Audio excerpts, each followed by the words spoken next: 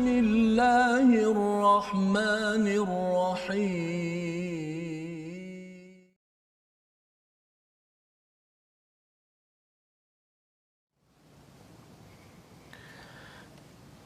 أعوذ بالله من الشيطان الرجيم.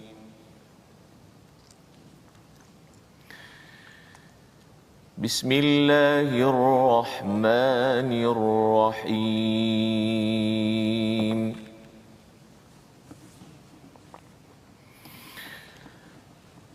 قالوا آمنا برب العالمين.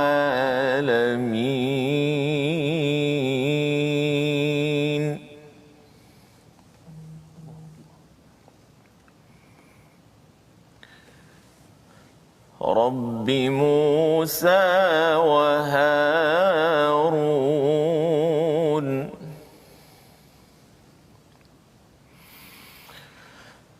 قال فرعون آمنتم به قبل أن آذن لكم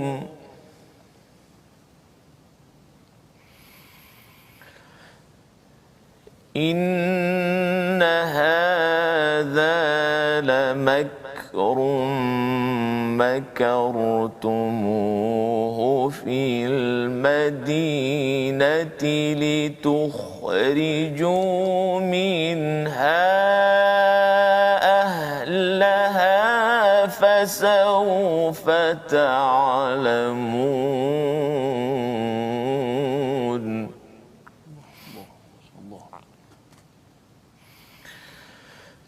لأقطعن أيديكم وأرجلكم من خلاف ثم لأصلبنكم أجمعين. قالوا إنا إلى ربنا منقلبون. صدق الله العظيم. Assalamualaikum warahmatullahi wabarakatuh. Alhamdulillah wassalatu wassalamu ala Rasulillah wa ala alihi wa man wala syada la ilaha illallah syada Muhammadan abduhu wa rasuluhu. Allahumma salli ala sayidina Muhammad wa ala alihi wa sahbihi ajma'in. Amma ba'du. Apa khabar tuan-tuan dan puan yang dirahmati Allah sekalian? Kita bertemu pada My Quran Time baca faham amal pada hari ini. Kita menyimak pada halaman 165 hingga 169 dan alhamdulillah kita bersyukur pada hari ini kita didatangkan tetamu istimewa bersama dengan Al-Fadil Ustaz Wan Ainuddin, Johan Qari Antarabangsa 2016. Selamat datang Ustaz. Sama. Ya, terima kasih hadir pada hari ini dan juga bersama Ustaz Tirmizi. Apa khabar Ustaz hari ini? Alhamdulillah kita hari ini nak mengulang kaji.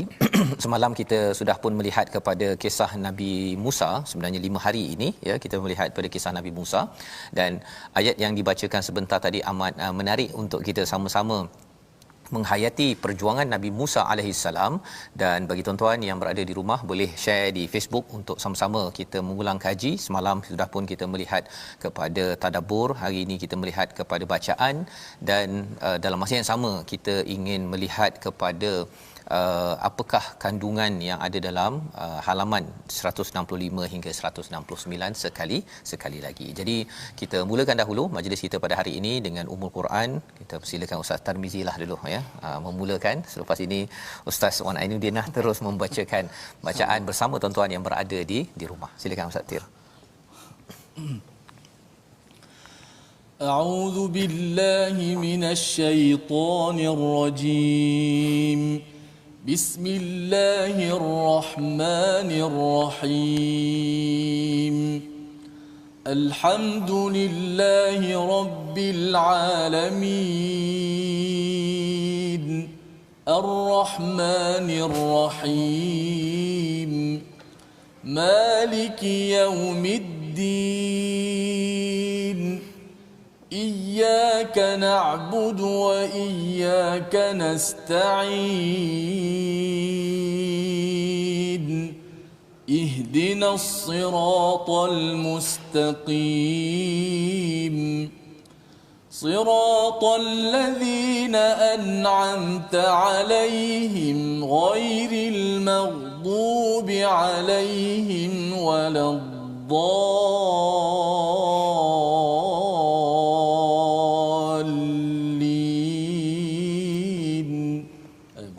Amin ya rabbal alamin. Begitulah bacaan Ummul Quran Al-Fatihah untuk mengingatkan kepada kita tentang perjuangan orang-orang yang diberikan nikmat bukanlah orang-orang yang sekadar berpeluk tubuh, tetapi orang-orang yang betul-betul memperjuangkan kalimah tauhid Allah Subhanahu Wa Taala.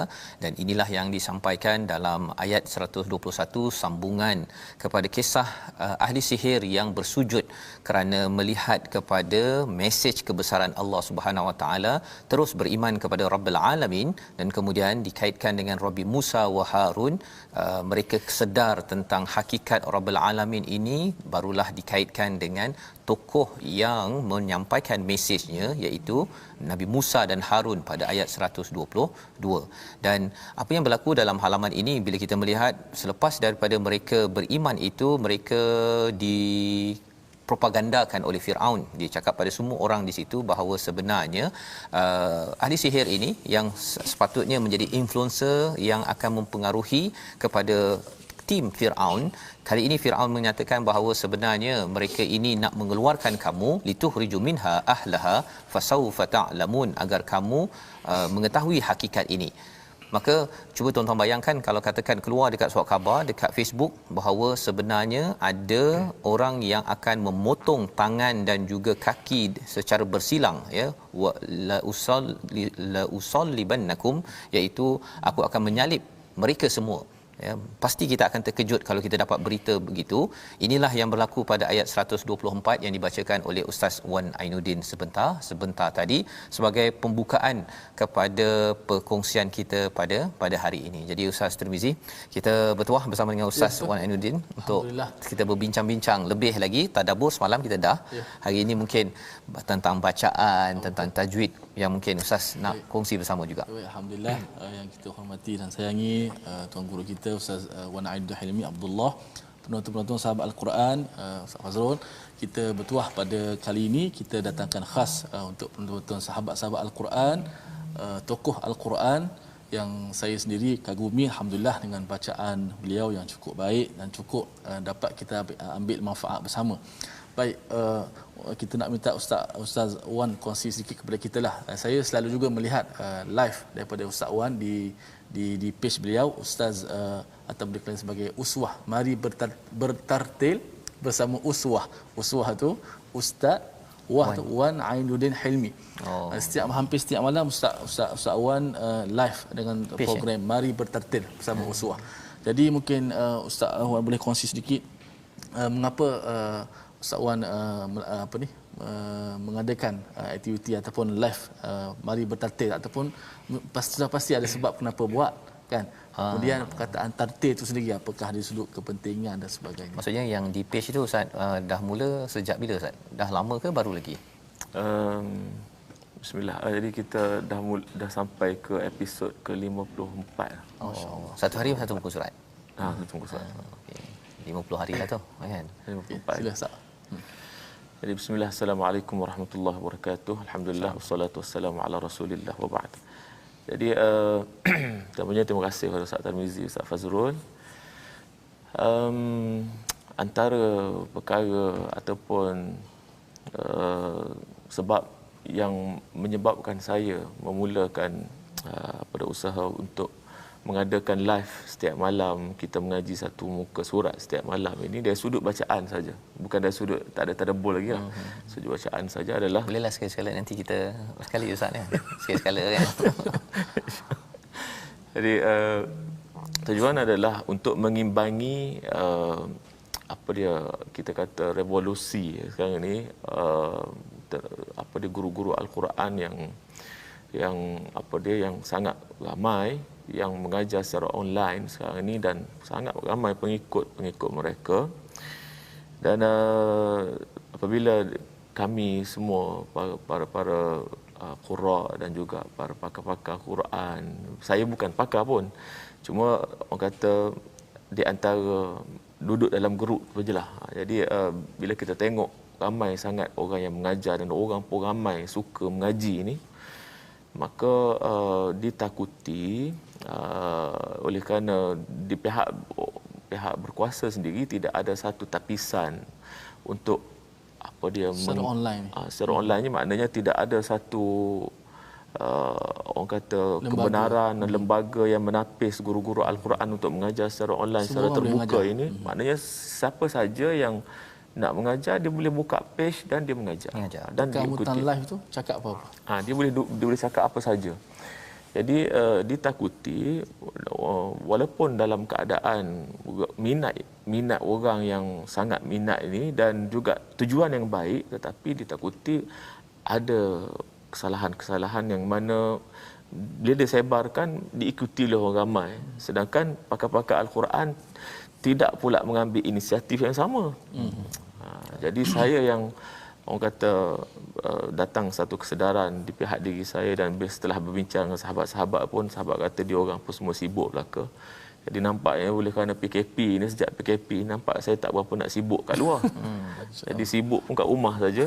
Jadi saya ambil inisiatif untuk saya duduk situ satu jam pun satu malam. Dan saya mulakan supaya apa dia mengimbangi. Kalaulah kata ada di kesalahan-kesalahan ataupun kekurangan di pihak guru-guru lain, maka mungkin dia boleh apa yang saya buat itu boleh menjadi satu rujukan untuk apa dia orang ramai melihat apa dia yang perkara yang lebih, sebab apa yang saya buat ini adalah berdasarkan kepada semua yang saya buat. Saya tidak datang daripada idea saya. Bila saya bercakap, saya tidak kata ini daripada saya. Semuanya berdasarkan daripada kitab para a'immah dan berdasarkan daripada musyafahah daripada guru ke mulut, guru ke guru, murid ke guru, yang saya terima daripada guru-guru saya dan sudah ditashihkan. Jadi oleh kerana itulah saya tengok mungkin perkara yang saya buat ini kata bukan nak bersaing, tapi nak cerita, nak mengimbangi saja. Dan sekurang-kurangnya kita dapatlah saya pernah tanya sendiri Ustaz Wan. Ustaz Wan kata apa? Ustaz Fas, saya bocor sikitlah hari ni, Ustaz Wan kata, kenapa mengajar? Saya kata berat juga kalau Tuhan tanya. Dia mau tahu, dia mau tak mengajar. Saya ambil guna bahasa tu, guna Aziz sikitlah, orang Kelantan. Pasal dia orang Kelantan. Jadi kalau Tuhan tanya, dia mau tahu kenapa dia mau tak mengajar. Jadi terasa tu dengan banyak di luar sana, sekurang-kurangnya dapat Ustaz Wan gunakan satu medium untuk mengajar kepada masyarakat di luar sana. Supaya ialah kita kata apa, ilmu ni dia, Al-Quran ni dia bukan ilmu yang seperti ilmu-ilmu lain. Dia adalah wahyu Allah Subhanahu Wa Taala. Tak boleh kita tambah, tak boleh kita kurang sedikit pun tentang bacaan Ustaz Fas. Jadi bila Ustaz mengajar tu, Ustaz mengajar seoranglah setiap malam Ustaz. Saya seorang saja. Seorang Jadi tak ada backup ke siapa ke? Tak ada backup. Jadi kalau kata saya ada urusan malam tu, jadi saya akan buat recording awal. Itu dia punya tekniknya. Dan dia saya lihat ni dia terbukti. Dia punya istiqamah dan live-nya setiap malam, bukan baru nak buat kan. Nampak dia dah live setiap malam. Saya melihat dan saya beritahu pada anak-anak murid saya, belajarlah kalau nak belajar tajwid, nak belajar ilmu Quran, pergi kat page Ustaz Wan dan belajar kat situ. Jadi bila Ustaz baca satu page tu bukan sekadar satu halaman sajalah, ada sekali dengan tajwid ke ataupun macam mana tu? Jadi dalam setiap kali saya mengajar, saya hanya ada mushaf di paparan apa dia live tadi. Jadi tak adalah tajwid keluar semua, tak adalah, cuma mushaf saja. Mushaf saja. Jadi kita tunjuk per kalimah lah. Huruf per huruf, kalimah per kalimah. Jadi setiap huruf, setiap kalimah dibaca begini hukumnya, cara menyebut sifat hurufnya, cara menyebut huruf makhraj sifat dan sebagainya. Ustaz akan jelaskan. Saya akan jelaskan. Terus fokus pada kalimah tadilah. Bukannya itu baca satu halaman habis macam tu. Kalau macam itu mungkin 15 minit 20 kita minit akan habis. Baca kali pertama, kemudian ulang balik untuk kita bincangkan. Alhamdulillah Ustaz Fas, saya melihat saya ni hari bertambah ramai yang minat nak belajar Quran ni. Sekarang ni bertambah follow Ustaz Wan punya kelas online. Alhamdulillah dapat manfaat insya-Allah. Ya, itu perkara yang amat menariklah Ustaz ya. Sebagai alternatif kepada, saya ada juga melihat beberapa di online kan yang bacanya, walaupun saya taklah mahir sangat kan, tapi dengar macam lain macam je punya bunyi je, tetapi ya kerana ramai yang berminat nak mengajar, itu satu niat yang bagus ya. Cuma dia ada amanah ilmu di situ, dan bagi tuan-tuan yang mungkin ada masa kelapangan nak mencari, kadang-kadang nak mengaji bersama kan, kita sudah kehilangan peluang itu sementara ini ketika PKP, tapi kena cari guru yang tepat, dan salah satunya ialah Ustaz Wan Ainuddin sendirilah yang boleh kita belajar bersama. Tuan-tuan ikuti hari ini sekejap je, tak sampai 1 jam kan, tetapi lepas ni kita harapkan halaman-halaman yang telah kita belajar dalam My Quran Time ini juga dapat dibaca berkali-kali ya, berkali-kali. Dan mungkin nak tanya juga Ustaz, ada tak pelajar yang masuk dalam program Ustaz tu, ataupun Ustaz seorang sahaja bercakap? Saya sahala je lah. Sahala saya saja, seorang. ya. Jadi kita ada perancangan untuk buat kata 2 hala lah, maknanya orang boleh join baca dalam mungkin ambil seorang pelajar, 2 pelajar ke kan, okey, untuk menyimak bacaan, paling kurang pun dia menjadi ruang untuk orang lain belajar juga kan, bila dia disampaikan di Facebook. Ada juga Ustaz Fas di Taraki family yang buat grouping kan, Taraki bersama Ustaz Wan setengah jam, 1 jam, 10 orang ataupun 5 orang. Taraki secara online yang secara tertutup lah. Maksudnya ada yang one to one, ada yang 5 orang satu grup, juga taraki macam tu. Jadi yang itu mungkin terpisah ya, tetapi bacaan setiap hari itu yang tuan-tuan boleh lihat bersama, satu di My Quran Time ya.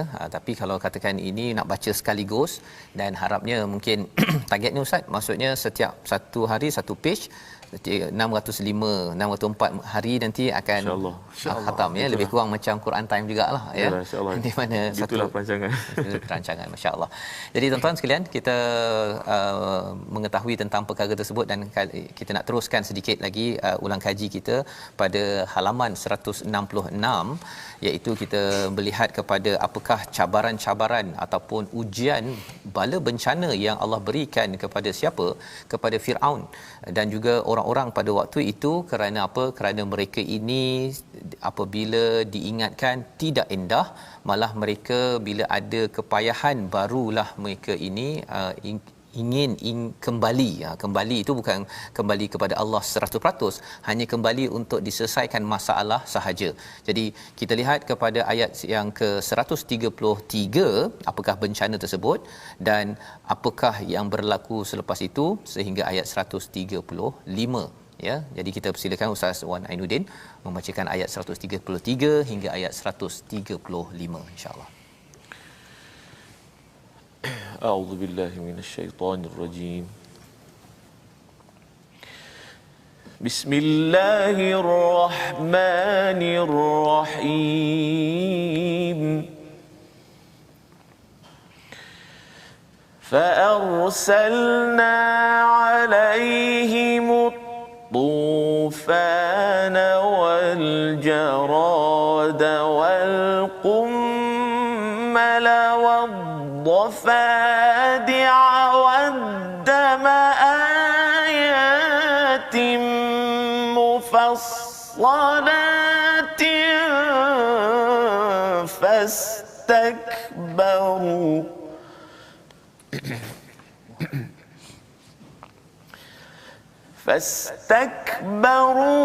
وكانوا قوما مجرمين.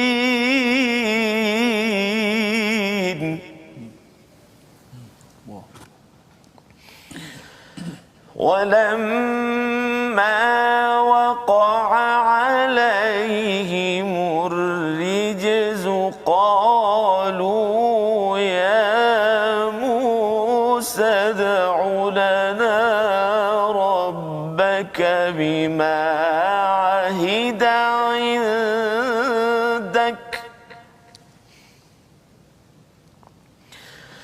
لئن كشفت عنا الرجز لنؤمنن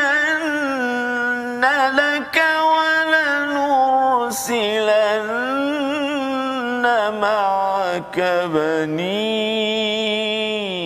إسرائيل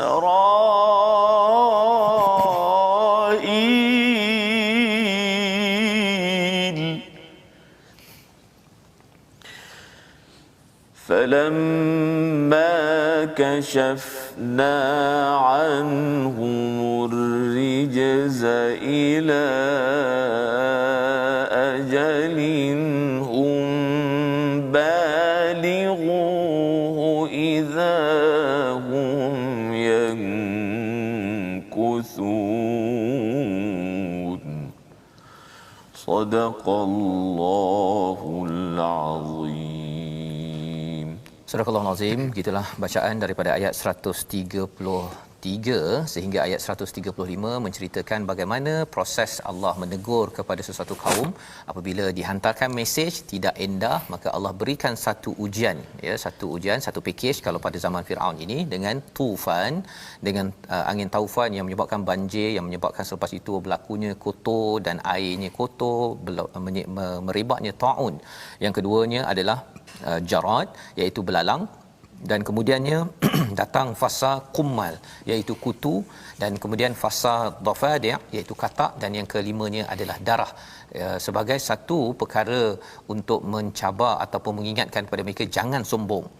Dan bila berlaku perkara tersebut, mereka pun rasa stres. Mereka berjumpa dengan Nabi Musa pada ayat yang ke-134, minta Nabi Musa untuk berdoa pada Allah agar selesaikan perkara ini. Mereka fokuskan pada solusi, mereka bukan fokus kepada mereka nak kembali beriman kepada Allah Subhanahu Wa Taala. Jadi apabila perkara ini Nabi Musa doa selesai, mereka kembali balik kepada kekufuran, maka apakah yang berlaku? Mereka ini pada ayat 136 Allah benamkan, ya, Allah lemaskan Firaun dan juga pengikutnya, ya, di Laut Merah itu, fil yam bi annahum kadzabu bi ayatina wa kanu anha ghafilin, kerana mereka lalai. Dan lalai inilah antara topik besar dalam surah Al-A'raf, agar jangan sampai kerana kelalaian menyebabkan kita istikbar, sombong, dan sombong itulah yang akan menjemput bala daripada Allah Subhanahu Wa Taala. Mengingatkan pada kita pada zaman ini bahawa kita sebenarnya tak nak jadi lalai, dan Allah mengejutkan kita dengan COVID-19. Harapnya kita bukan sekadar mencari solusi vaksin, tetapi kita mesti kembali balik kepada Allah Subhanahu Wa Taala. Semak balik apa yang kita buat, apa yang silap kita, untuk kita bertaubat. Agar apa? Agar jangan sampai bila Allah angkat COVID-19, kita sekali lagi diberi peluang. Pada waktu itu kalau kita lalai daripada Quran, daripada solat kita, khawatir kita akan dihancurkan. Allah boleh buat, tapi minta Allah jauhkan. Jadi kita akan bersambung kembali. Kita berehat sebentar. My Quran Time, baca, faham, amal, insya-Allah.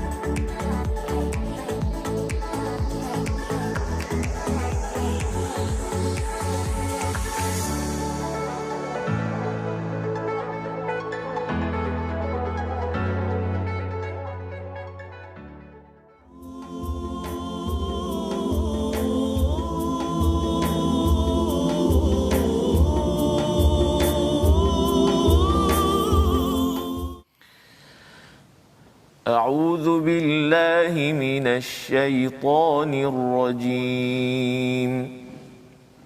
بسم الله الرحمن الرحيم.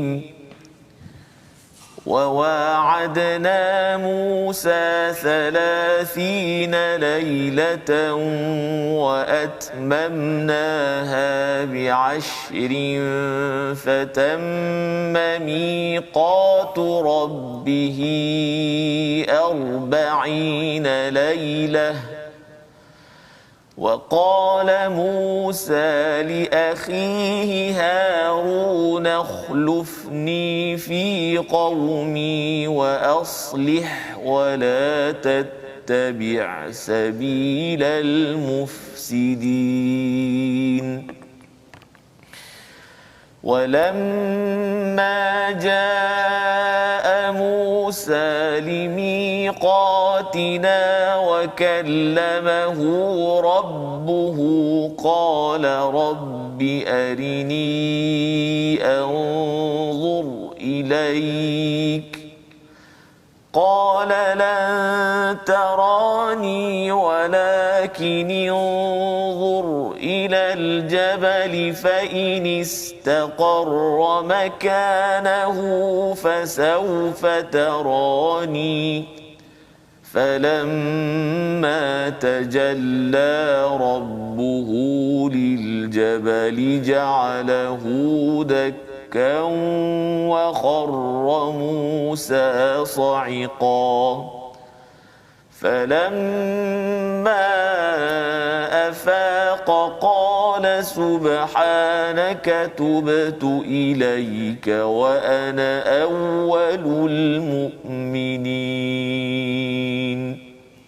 صدق الله العظيم. Surah Al-Azim, itulah bacaan daripada ayat yang ke-142 hingga 143. Kita mengulang kaji kepada peristiwa bagaimana selepas selamatnya Bani Israel dikejar oleh Firaun pada ayat 138. Allah mengingatkan pada ayat 138, wajawazna, sebenarnya kami yang menyelamatkan mereka, kami yang melintaskan mereka, bukan mereka yang berbuat sedemikian sendiri. Kerana apa? Kerana amat mustahil bagi manusia boleh membelah lautan, amat mustahil bagi seorang insan bernama Musa ya untuk membelah lautan kecuali apabila nahnu ataupun kami yang melepaskan, menyelamatkan mereka. Jadi selepas mereka sudah pun selamat itu, mereka Bani Israel masih lagi anak didik ataupun kaum yang dididik oleh Nabi Musa ini buat perangai ya, iaitu minta berhala dibinakan lihah ya, sebagaimana yang mereka nampak pada kaum lain. Tapi tetap juga Nabi Musa mendidik mereka kerana ini ada misi. Nabi Musa ada misi untuk ketauhidan, untuk bebaskan kepada Bani Israel ini. Dan selepas dalam masa beliau mendidik itu, beliau ingin bertemu Allah Subhanahu Wa Taala untuk mendapatkan janji daripada Allah, iaitu Taurat selama 30 campur 10 hari, 40 hari. Dan pada waktu inilah Nabi Musa memberikan tanggungjawab kepada Nabi Harun pada ayat 142 yang dibacakan oleh Ustaz Wan Ainuddin sebentar tadi. Dan Nabi Musa bertemu Allah pada ayat 143 itu, Nabi Musa minta ya, iaitu arini anzur ilaik ya, qala rabbi arini, ya Allah ataupun Tuhanku, nampakkanlah, tunjukkanlah padaku, anzur ilaik, aku nak tengok lama-lama ya. Arini ni ara, tengok sekejap sepintas lalu, tapi anzur itu tengok lama-lama. Jadi Allah kata bahawa kamu tak mampu nak tengok sekilas pun, tarani lan tarani, kamu tidak mampu. Tetapi apa yang Allah jawab, cuba kamu tengok kepada unzur, tengok lama-lama, ilal jabal, kepada gunung. Kalau katakan bukit itu masih lagi okey, kemudian kamu akan dapatlah tengok sekilas, fasaufa tarani. Tetapi apa yang berlaku bila Allah tajalla ya rabbuhu lil jabal ja'alahu dakkau wa kharra Musa sa'iqa ya, hancur gunung tersebut. Jadi ia menyebabkan Nabi Musa pun pingsan. Pada waktu itulah Nabi Musa menyatakan subhanak tubtu ilaika wa ana awwalul mu'minin, aku bertaubat padamu ya Allah, aku adalah antara orang yang betul awal-awal beriman ya, beriman kepada Allah Subhanahu Wa Taala. Jadi kita sudah melihat kepada babak ini mengapa penting pelajaran untuk kita, wa ana awwalul mu'minin. Ada perkara dalam dunia ini kita tak nampak, kita tak dapat, tetapi kita perlu iman awal-awal ya. Mana mungkin kalau kita nak dapat yang kita kadang-kadang ustaz ya, kita minta lebih-lebih ya, tapi Allah bagi mungkin apa yang dapat sahaja. Kita perlu falyastajibu li wal yu'minu bi, kita yakin, percaya Allah memang bagi kita yang terbaik. Kalau kita nak semuanya dijelaskan, mungkinlah kita dapat semua, tapi akhirnya kita nampak kerosakan seperti mana Firaun diberikan semua tetapi rupanya makin rosak lagi. Jadi di sini pelajaran daripada Nabi Musa, dan bercakap tentang Nabi Musa ni sudah tentu dia ada kaitan dengan Ustaz Wan Ainuddin, pasal Ustaz Wan Ainuddin lama di Mesir. Ya, ustaz pun di Mesir.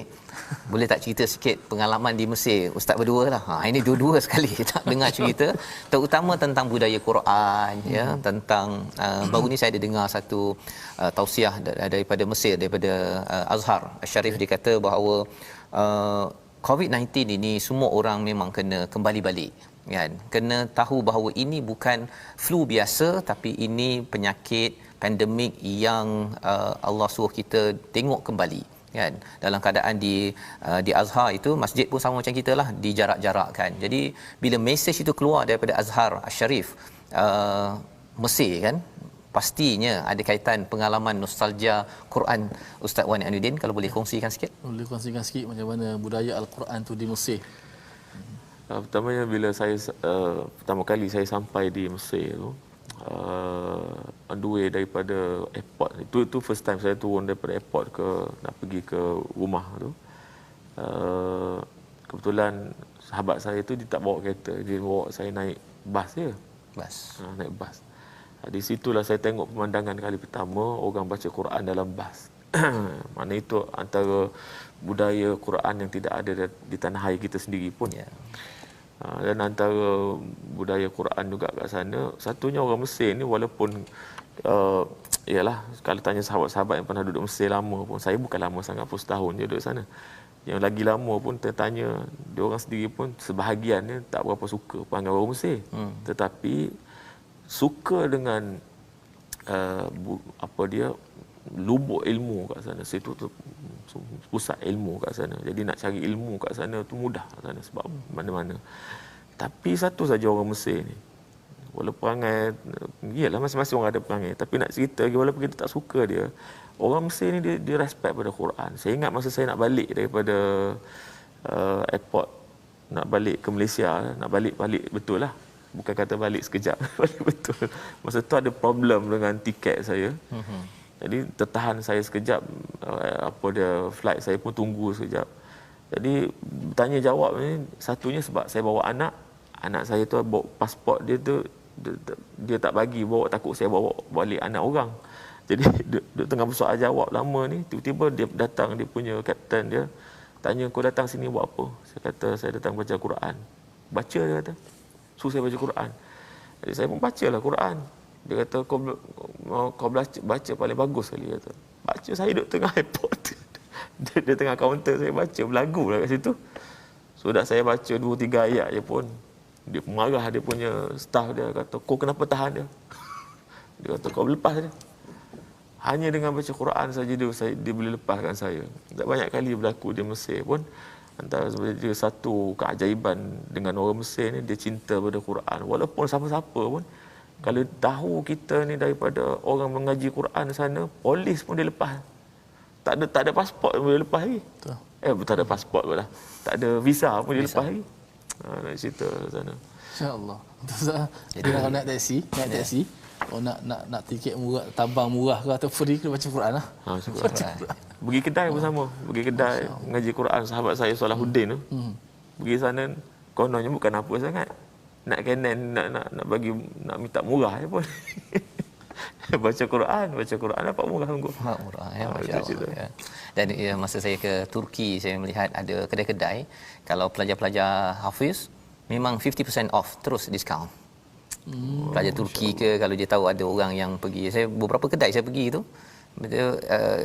asalkan orang tu dia tahu, kalau pelajar-pelajar tahfiz tu dia ada pakaian yang tersendiri kan daripada madrasah sana tu pun dapat juga. Jadi budaya-budaya itu rasanya budaya yang bagus sebenarnya, Ustaz ya. Kalau katakan mungkin kita dapat budayakan ya, sekarang ni kita mungkin tak dapat naik bas, train ramai-ramai, tapi kita harapkan selepas PKP ini selesai ya, tuan-tuan, satu biasa orang pegang telefon sekarang ni kan, satu ialah check WhatsApp, tapi satu lagi ialah check Al-Quran ataupun My Quran Time. Sekarang ni dah mula dah sebenarnya. Kita harapkan lebih lagi selepas ini, dan malah bagi tuan-tuan yang berniaga kan, kalau kita ambil contoh tadi itu, bagi diskaun sikit kepada pelajar-pelajar, orang-orang yang bersama Quran, untuk kita memberi semangat dan juga menyokong Quran ini. Kita mungkin jauh daripada Mesir budaya Quran itu, tapi ia tidak mustahil untuk kita mulakan daripada tuan-tuan yang menjadi ahli bisnes ya. Kita bagi 10% diskaun ke, tulis besar-besar kan, 10% diskaun kepada siapa yang menghafaz surah Al-Mulk contohnya lah kan, belum lagi 30 juzuk ya. Jadi rasanya idea tu boleh jadi ke Ustaz? Betul Ustaz. Boleh jadi insya-Allah. Jadi kan, bila kena budayakan, budayakan tu dia kena ada, dia tu kata kita orang tengah minat sekarang kan. Orang tengah minat, sebab tu saya masuk juga lah dalam tu. ambil peluang lah. Ketika orang minat ni, biar betul-betul orang jadi minat. Duduk tinggal masa Mesir dulu lah. Tengok apa ni yang superstar kita Habib Habib, dia nak bagi sedekah tu kan, Ya. dia suruh budak-budak baca Quran, masya-Allah, dan dia bagi derma dan sebagainya, sebab memang mereka ni sangat memuliakan Al-Quran, sehingga orang yang boleh baca Quran, hafal Quran ni mereka memuliakan Ahlul Quran. Mereka memang macam tu, suasana situ memang bila sebut Quran tu mereka dah. Kalau dalam metro train kan, kalau orang perempuan kan kalau pakai boleh tahan juga ketatnya, tapi tiba-tiba buka Quran baca. Subhanallah. Subhanallah. Ya, jadi mungkin bagi tuan-tuan yang memerhati ataupun mengikuti My Quran Time pada hari ini, jika tuan-tuan adalah ahli bisnes kan yang dah ada idea, saya nak bagilah 10%, nak bagi hadiah kepada pelajar-pelajar tahfiz ke, orang yang belajar Quran ke, kelas tadabbur ke apa sebagainya, tuan-tuan mungkin boleh letak kat komen tersebut ya, untuk kita sama-sama war-warkan kan, agar kita nak membina budaya itu bukan tiba-tiba, tapi ia bermula daripada tuan-tuan yang mungkin ada idea ya, ada nak bagi diskaun ke ataupun apa-apa saja program memuliakan kepada Ahlul Quran, ini akan menyebabkan orang belajar Quran, anak-anak ini rasakan bahawa Quran ini memang diletakkan paling tinggi ya, bukan sekadar ia dibacakan dalam masjid sahaja, tapi orang yang membawa Al-Quran itu diletakkan pada tempat yang sesuai agar mesejnya itu juga akan tersebar di seluruh negara kita. Jadi kita ingin teruskan satu lagi pada halaman ke 168 ya, iaitu bila kita bercakap tentang kesan sombong ya. Kita sudah berbincang semalam tentang sombong ini menyebabkan seseorang itu akan mendapat habuan negatifnya. Kita nak baca daripada ayat yang ke 146 dan ayat 147 untuk sama-sama kita melihat hakikat istikbar ini perlu kita elakkan, sombong perlu dielakkan, dan apakah punca sombong yang kita nak tengok pada ayat 146 147. Silakan Ustaz Muhammad. A'udzubillahi minasyaitanirrajim. Bismillahirrahmanirrahim. سأصرف عن آياتي الذين يتكبرون في الأرض بغير الحق وإن يروا كل آية لا يؤمنوا بها وَإِنْ يَرَوْا كُلَّ آيَةٍ لَا يُؤْمِنُوا بِهَا وَإِنْ يَرَوْا سَبِيلَ الرُّشْدِ لَا يَتَّخِذُوهُ سَبِيلًا وَإِنْ يَرَوْا سَبِيلَ الْغَيِّ يَتَّخِذُوهُ سَبِيلًا ذلك بأنهم كذبوا بآياتنا وكانوا عنها غافلين والذين كذبوا بآياتنا ولقاء الآخرة حبطت أعمالهم هل يجزون إلا ما كانوا يعملون صدق الله العظيم. Surah Al-Azim ayat 146 147 ini menjelaskan kepada kita tentang sa'asrifu an ayati ya, sebagaimana yang telah kita tadabburkan pada minggu ini. Semalam kita bersama dengan Ustaz Syari, kita melihat bahawa sebenarnya Allah akan palingkan daripada ayat-ayatnya siapa yang yatakabbaruna fil ardi bighairil haqq, yang sombong di bumi ini tanpa kebenaran. Apakah tanda sombong ini? Kalau kita terus je pergi ke hujung ayat 146 itu, Allah menyatakan wa kanu anha ghafilin, mereka itu lalai. Ya, lalai itu kerana apa? Kerana tidak menggunakan kapasiti berfikirnya itu untuk memahami ayat-ayat Allah. Ya, dia ada mata, dia ada telinga, tetapi tidak digunakan untuk memahami hidayah daripada Allah SWT. Itu sebabnya bercakap tentang ilmu, kita belajar kejuruteraan, doktor, belajar accountancy, itu adalah juga diajarkan pada Adam. Wa 'allama Adam al-asma'a kullaha, macam-macam. Tetapi yang dibekalkan kepada Nabi Adam bila turun ke muka bumi ini ialah hudai ataupun huda, hidayah daripada Allah. Jadi ada dua ilmu yang kita cari, dan juga satu lagi ilmu wahyu yang perlu kita fahami. Kalau tidak, belajar jurutera, belajar doktor, belajar apa sahaja, itu ilmu, tetapi ilmu hidayahnya tidak dijadikan sebagai panduan, kita akan jadi ghafilah. kita akan jadi lalai, dan lalai inilah yang menyebabkan seseorang itu tidak mengambil jalan yang rusyd sebagaimana dalam ayat 146. Dan puncak kepada takbur ini dan lalai ini diwakili oleh peristiwa Bani Israel pada ayat 147. Mereka membina berhala lembu daripada emas. Ya, mereka dah selamat dah ni, selamat ya, dapat seorang pemimpin yang bagus, tapi masih lagi degil. Mengapa degil? Kerana lalai campur takbur, lalai campur sombong. Ini yang kita perlu berjaga-jaga ya, pasal kalau lalai, Nabi Adam lalai dan akhirnya tersilap, terdekat dengan pohon, dan tetapi kerana tidak takbur, merendah diri, taubat. Rabbana zalamna anfusana wa illam taghfir lana tarhamna lanakunanna minal khasirin. Tetapi bagi iblis ialah dia lalai, kemudian dia rasa diri betul, dia tidak kembali kepada hidayah ataupun al-haq, gagal, dan akhirnya beliau menjadi orang yang iblis menjadi punca untuk menggoda lebih ramai lagi umat manusia kepada kelalaian dan juga kesombongan itu sendiri. Jadi tanda Bani Israel ini tidak takbur lama ialah pada ayat 149. Ini ayat akhir ini saya nak jemput Ustaz Tirmizi ke Ustaz Wan Ainuddin juga. Sekali lagi ya Ustaz Wan Ainuddin ya. Hari ini Ustaz Wan Ainuddin saja. Okey. 149 Ustaz, untuk kita melihat macam mana perkataan Bani Israel lebih kurang perkataan Nabi Adam ketika tersilap mendekati asy-syajarah di dalam syurga. Silakan Ustaz. Satu ayat je Ustaz, 149. A'udzubillahi minasyaitanir rajim. ولما سقط في أيديهم ورأوا أنهم قد ضلوا قالوا لئن لم يرحمنا ربنا ويغفر لنا لئن لم يرحمنا ربنا ويغفر لنا لنكونن من الخاسرين